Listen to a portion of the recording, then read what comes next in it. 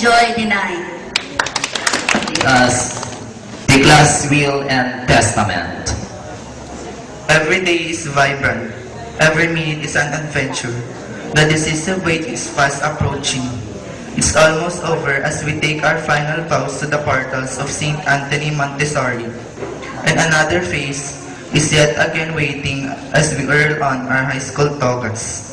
To our school, teachers and staff, thank you for making our high school life evocative and worthy. We pour our warm and earnest thanks. The moments go halves between us will persistently arc us back of the joys of our youth, cheer us in era of sorrows, and imprint in us fruitful certainties to make us better individuals. We can tread life's journey with the knowledge we've acquired to do better in our chosen field of endeavor.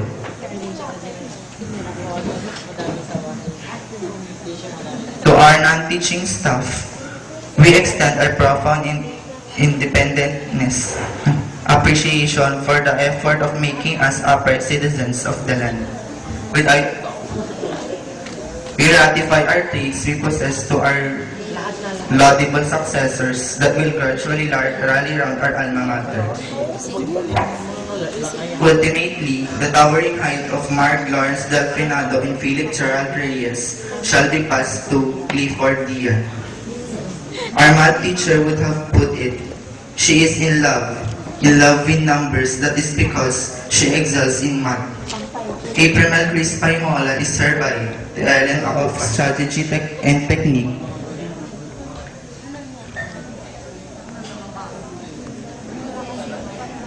And who would be better than our all-time genius, Shider Bravo, who offers his chess mastery to Harry Lumina.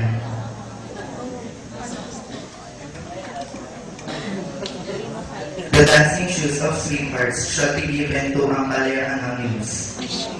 CAT Commander Janus Kevin Morales Blazing Sword to Jessamine Panetta. If the LA Lakers have Kobe Bryant, the seniors too have our own greats.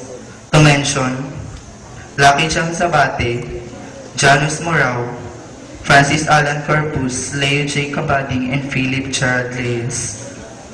They leave their sweaty basketball jockeys to Clifford Dian, Dave Anito, Harry Lumina. F4 on television wows us. But ladies and gentlemen, we have even better. We have the real ones.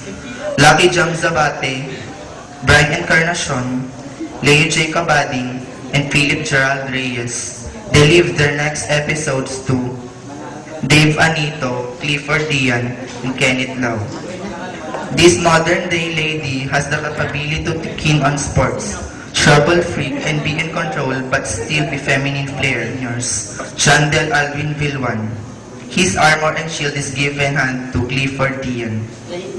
OPM or international music is alive with the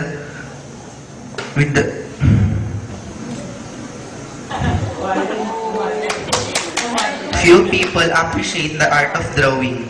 The beauty of something is how it is drawn. Our all-time drawing genius, Michael Salazar, leaves his right-hand talent to Rupert Custodio. The class of wisdom in an eclectic world of technicolor, but one color and one girl stand out. Walk line on Pipto, stomach in, she could be the CAT officer who walks like a senator. Angelique Redaos, pretty and red, leave first style to Natasha Zabate. John Emmanuel Delopino's computer ability to Harry Lumina. Archie Tala's simplicity and innocent locks to Crystal May Acosta. Her words are inevitable, immortal. The queen of talk, Charmin Kaja's wak-awak mouth.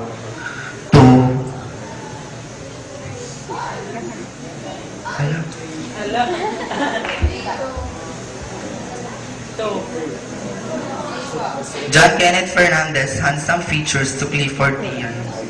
Romy Ann Pascuas, pocketbook fever to Ellen Acopan. He can sing Beyonce's Listen, Up, and Decorate. Who is she? He rather.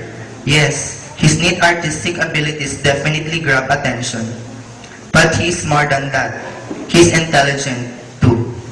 However, the great Mark Anthony Negrillo is keeping that more as it too much to handle for anyone else. Multi-artistic talents go to Rupert Custodio. Cover girl looks to next in line, Jamalia Raja. Beauty is in the eye of the beholder. Everyone, let us behold the beauty queen. Shara Jane Sarson. In body to body and for looks okay, she glanced on her beauty to Natasha Zapate. Emo, rapper, or just a wannabe. She is Eliza Orjudos, can do magic on her makeup kit. She can even draw jawline or her eyelids. Passes her eyeliner to Rachel Nana. The Kikay known for her being hash,